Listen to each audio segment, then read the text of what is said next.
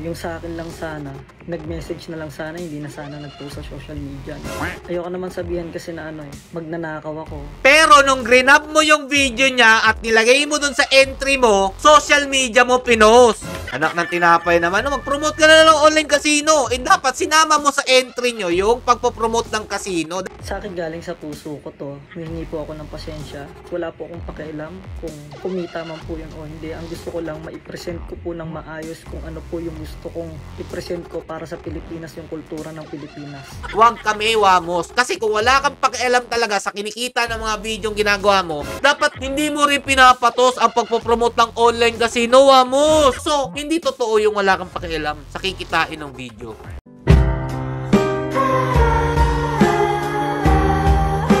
Yo, what's up mga Lods? It's Mega Peps TV. Welcome back po sa ating channel. Ito na mga Lods, yung pinakahihintay ninyo. Mega explain po si Wamos Cruz sa nagawa niya po. Dun po sa entry daw po niya, dun po sa Piliin Mo ang Pilipinas. So ito, bago po tayo magsimula, tingnan nyo po muna ang intro ni Wamos Cruz mga idol. Hinuhusgahan agad ako na magnanakaw, hinihila pa ako pababa. Gano'n ba kasama yung ganong klase ng pagkakamali, no? Bugtong hininga. Nakakaawa si Wamos mga idol, no? Kayo ba mga Lods, tatanungin ko yun, nakakaawa po ba kayo dito kay Wamos? So eto na mga Lodi, lahat ng detalye ating hihimayin at bibigyan po natin ng explanation. Bakit daw po siya hinuhusgahan mga idol? So eto po lahat ng buong video at puputulin lang po natin yung ibang hindi naman masyado importante at pawa effect lang. Umpisahan na po natin mga Lodi, excited na po ako.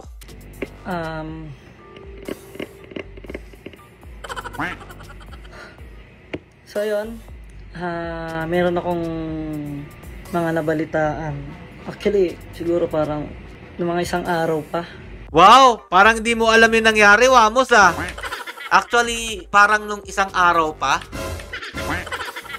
Ng mga isang araw pa. Lalo na nung nag-post ako ng entry ko ng Pilipinas. Pilian Mo ang Pilipinas. So nag-entry ako. O yan, namin niya, nag-entry siya. So para sa para sa maraming tao. Kaya ako ginawa yung bagay na yun. Na kahit gaano kahirap, humanap ng mga susuotin para may maipakita lang sa mga manonood kung ano talaga yung meron dito sa Pilipinas, no? Mga tricycle, mga ganito, yung mga ganyan, yung di gaano napapansin, no? Alam naman pala niya kung gaano kahirap gumawa ng video, mga idol. Pero ang ginawa lang po nung editor niya, grinab lang po, tapos pinost, tinanggal yung watermarks at TY. Tapos ngayon, alam mo pala kung gaano kahirap ha, ikaw talaga, Wamos. Ginawa ko yun mula sa puso ko. Wow.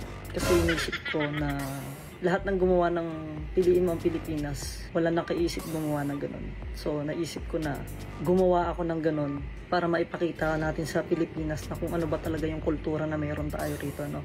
Okay naman yon, Wamos, para sa akin. Walang problema yon. Pinagmamalaki natin ang sarili nating atin. Ang pagiging pagkakamali mo lang talaga dyan, hindi mo credit o hindi ka nagpaalam sa may-ari ng video at sa'yo na rin naman galing na ang hirap gawin ng video na ginawa ninyo. Tapos kayo, gusto nyo, basta-basta lang meron kayong ganyan, instant. Walang paalam. Yun naman talagang point dito eh. Dapat nag-sorry ka na lang. Pero itong ginawa mong video, imbis na mag-sorry siya, ginagawa niya pong makasalanan pa yung nagreklamo na may-ari ng video. Parang siya pa ang biktima dito. Yan ang talagang punto ng video na to mga idol para linisin niya ang pangalan niya. O tuloy pa natin ha. So meron lang akong nabalitaan na Wow. hindi naman po sa ninakaw ko daw po yung yung clip. So meron siyang caption na Wamos stole my video. So Videos, marami yun eh. Nasaktan ako doon sa part na yun. Wow. Kasi guys, meron akong clip na video dun sa opening na ginawa ko. Siguro naman napanood nyo naman yun. No? Pero yung sa akin lang sana, nag-message na lang sana, hindi na sana nag-post sa social media. No? Wow.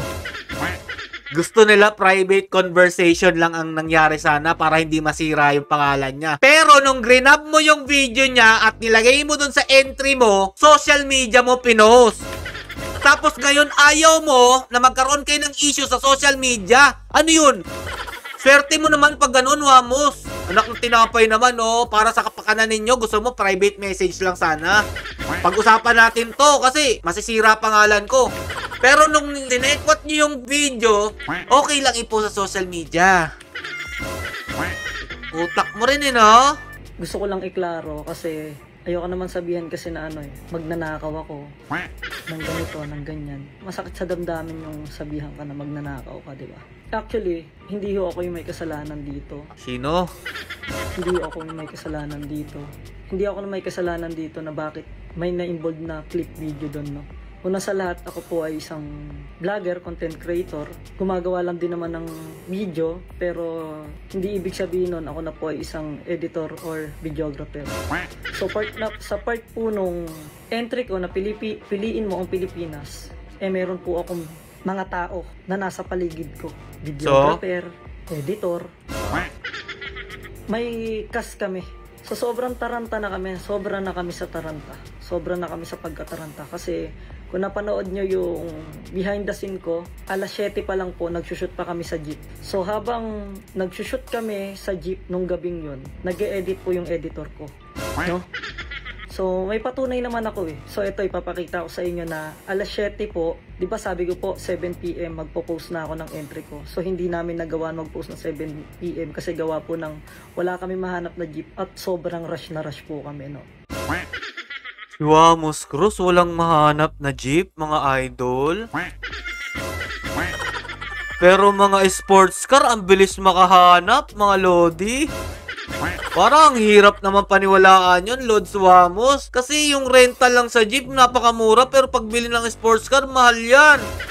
Imposible yung mga paliwanag mo. So, ganito, para ikaiksi ng video na to. Sinisisi mo ang video editor mo dun sa nangyari. Pero ang tanong dyan, kaninong page, sino ang nandun, at kaninong entry yun? Isisi sa video editor mo. Kayo ang mag-iisip ng konsepto ng video. Pero anong ginawa ninyo, di ba? Hinayaan nyo lang yung video editor ninyo. Alam nyo naman na may copyright claim dito sa ating bansa. Meron dyan sa Facebook, meron sa YouTube. Kayo nga alam nyo din yan dahil yung iba dyan, nire-report nyo nga, di ba? Ninanakaw yung video ninyo. Nagagalit nga kayo, di ba? Sa susunod na video, mga lods, papakita ko sa inyo kung gaano sila nagagalit kapag kinukuha yung video nila. Di ba? Sino-social media nyo rin naman yung mga nagnanakaw ng mga video nyo at pinopost sa kanilang mga page.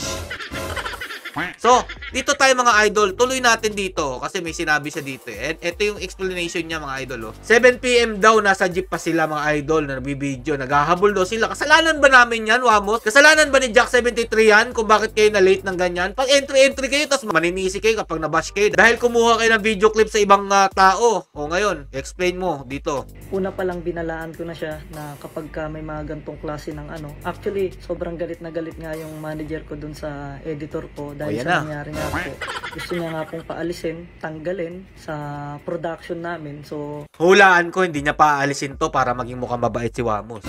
Tingnan natin ha, first time ko po napanood to ha. Sinabi ko na lang po na bigyan natin ng pangalawang pagkakataon so hindi po namin tinanggal yung editor namin. Ang galing ko talaga mga lodi. Promise, swear to God, first time ko pong pinanood at ni-review tong video ni Wamos pero alam ko po ang sasabihin na mga gantong klaseng tao.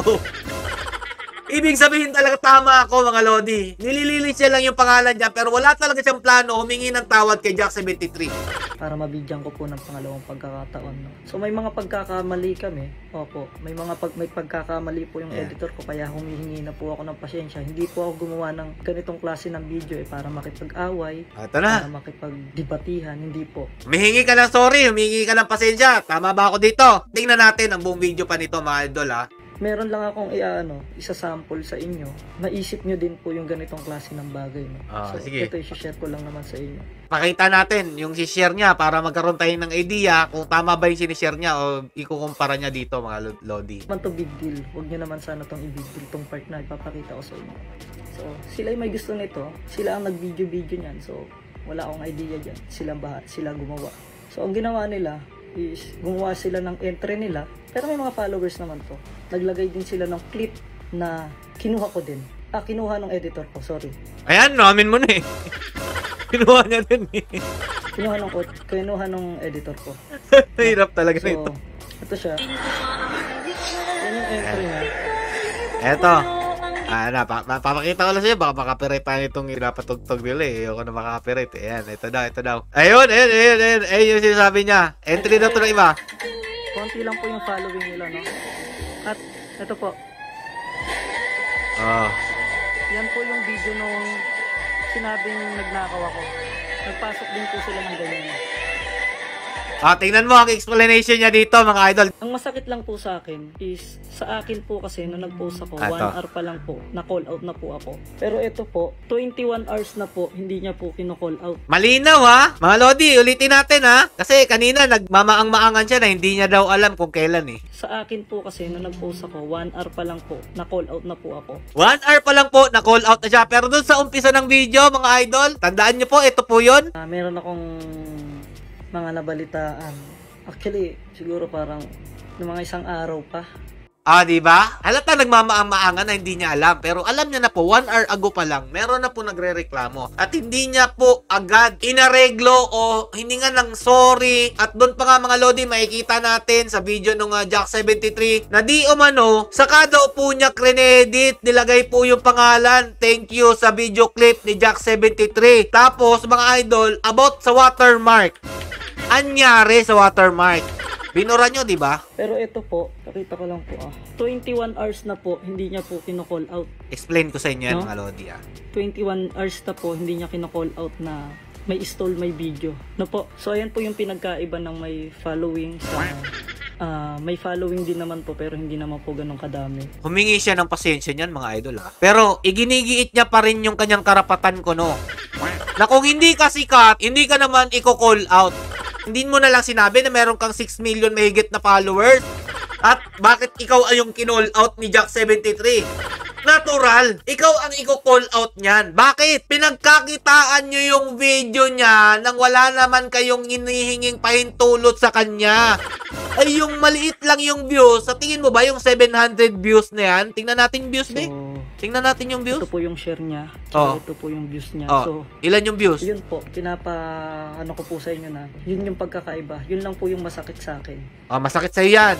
Maliit po yung views na pinapakita niya, sinasample niya na kinuha yung clip. Kumbaga, nagamit yung clip pero hindi naman napagkakitaan.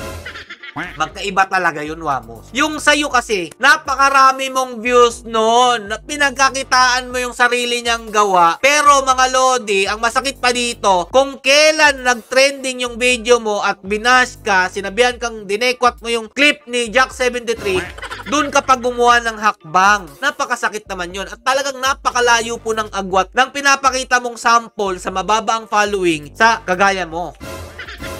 So, nagigets mo rin ba? Sana magets mo, Wamos ha. Wag yung humihingi ka ng sorry. Tapos, dito pala, lilinisin mo rin yung pangalan mo sa bandang huli.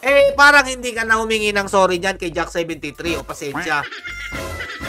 Anak ng tinapay naman, mag-promote ka na ng online casino. Dapat sinama mo sa entry nyo yung pagpo-promote ng casino. Dahil usong-uso yan dito sa Pilipinas ngayon. Yung mga content creators, influencers na gaya mo, nagpo-promote ng mga online casino. Dapat sinali mo yan sa video mo, yung entry mo na piliin mo ang Pilipinas at dito tayo magsugal ng masaya.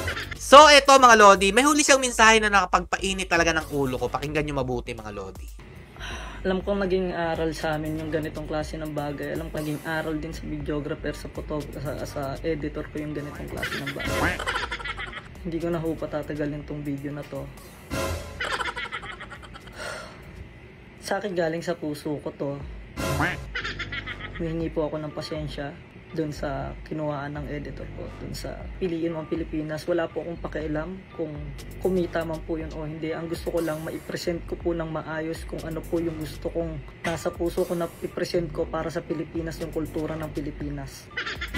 Yun lang, maraming salamat po sa nakinig sa akin at ulitin ko po mula sa puso, humihingi ako ng pasensya sa editor ko sa nangyari po na dito lang po sa clip na to. So, yun po. Maraming salamat po. Wow. Humihingi siya ng pasensya pero meron siyang video na pinakita, kinumpara niya yung ginawa niya at yung ginawa nung mababa lang yung following, mga idol. Ang galing talaga ni Wamos. At ito pa, Wala daw siyang pakialam sa kikitain ng video, mga idol. Hindi ako naniniwala dyan, Wamos. Hindi mo paghihirapan yung pagpapalit-palit mo ng costume, dyan pa nga lang sa paghahanap mo ng jeep, nagre-reklamo ka na. Sa paghihirap ninyo sa paggawa ng clip na yan, yung video na yan, yung entry mo sa piliin ng Pilipinas, tapos wala kang pakialam sa kikitain yan. Huwag kami, Wamos. Kasi kung wala kang pakialam talaga sa kinikita ng mga video ginagawa mo, dapat hindi mo rin pinapatos ang pagpopromote ng online casino, Wamos. Kung wala kang pakialam sa perang kikitain. Diba? Alam mong makakasira sa ating kababayang Pilipino pero pinatos mo. So, hindi totoo yung wala kang pakialam sa kikitain ng video. Ang tunay na may mabuting hangarin sa kapwa hindi niya hayaan na sirain ang buhay nito. Ayan ang dapat gawin mo, Wamos. Hanggang dito na lang po, mga idol. Kayo na po bahala humusga kung sincere po ba talaga paghingi niya lang kapasensya o talaga namang gusto lang niya linisin ang pangalan niya about po dito sa nangyaring issue kay Jack73 na kinuha po yung video clip niya. Stay safe, mga idol, and God bless you all. Peace!